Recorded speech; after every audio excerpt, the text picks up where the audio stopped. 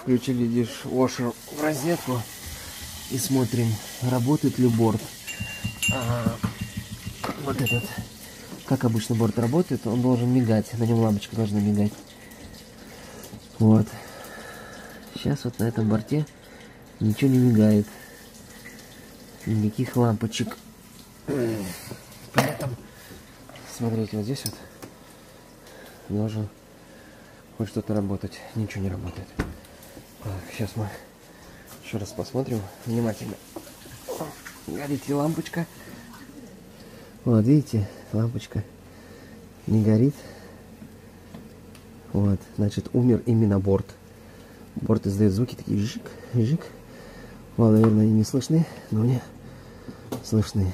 Умер именно майн пауэрборд.